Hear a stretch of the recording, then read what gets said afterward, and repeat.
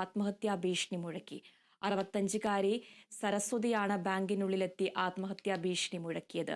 ബാങ്കുമായുള്ള വായ്പാ ഇടപാടുമായി ബന്ധപ്പെട്ട് ഇവരുടെ ഭൂമി ലേലം ചെയ്തിരുന്നു.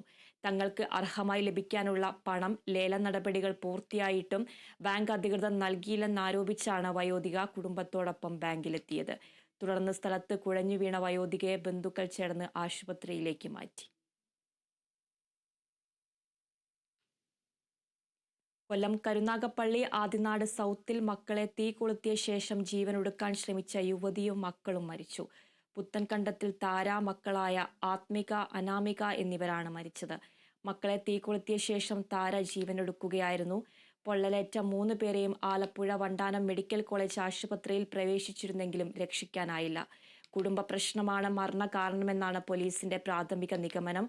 3 പേർക്കും 80% പൊള്ളലേറ്റിരുന്നു എന്നാണ് പോലീസ് പറയുന്നത്.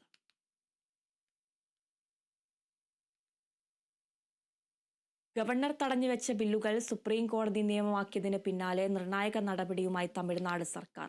കേന്ദ്ര സംസ്ഥാന ബന്ധങ്ങളും സംസ്ഥാനത്തിന്റെ സ്വയംഭരണാവകാശവും നിർവചിക്കുന്നതിന് തമിഴ്നാട് സർക്കാർ ഉന്നതതല സമിതിയെ നിയമിച്ചു.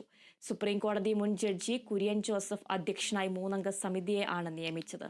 വിദ്യാഭ്യാസം ഉൾപ്പെടെ സമവർത്തി വിഷയങ്ങളിൽ സമിതി ശുപാർശ സമർപ്പിക്കണം.